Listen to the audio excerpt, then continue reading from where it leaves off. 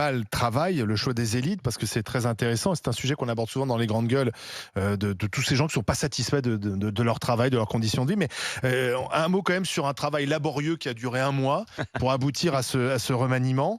Il vous surprend ce remaniement ou vous dites finalement c'est un non-événement? Quand j'étais dans le métro ce matin, les gens ne me parlaient que de ça, de Nicole Belloubet. Mais alors François Bayrou, il va pas, mais qu'est-ce qui se passe? Où va le pays? Un grand sentiment d'inquiétude. Je pense que personne n'en a rien à cirer. Parce que personne n'en a rien à espérer. Pourquoi? Parce que au départ, on en a un président de la République qui est à la fois ministre de l'Éducation, ministre de tout. Bon. Et puis d'autre part, parce que je pense qu'on a une prise de pouvoir par les technos. Quand on a 7 ministres de la Santé, en fait, en 7 ans, qu'est-ce qui se passe? C'est les technos qui dirigent.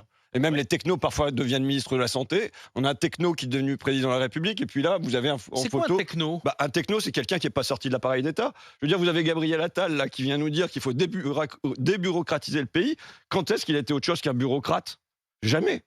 Jamais. Donc, bon, on a une prise de pouvoir par les technos qui fait que c'est un peu comme les fermiers généraux. Regardez, on a eu des régime. ministres de la Santé qui ont été eux-mêmes médecins. Ça arrive, mais je vous dis... Ça s'est pas d'ailleurs forcément mieux passé. Mais non, quand Mais on parce a... que c'est pas eux qui gouvernent. Je dis quand on a 7 ministres de la Santé en 7 ans, ça veut dire qu'en fait, C'est pas eux l'appareil le d'État, pouvoir, c'est pas eux le pouvoir. l'appareil d'État, il est sur pilote automatique Mmh. et il n'y a pas de politique. Ça veut dire, et moi je pense que c'est noble la politique, ça veut dire fixer un cap et fixer une vision.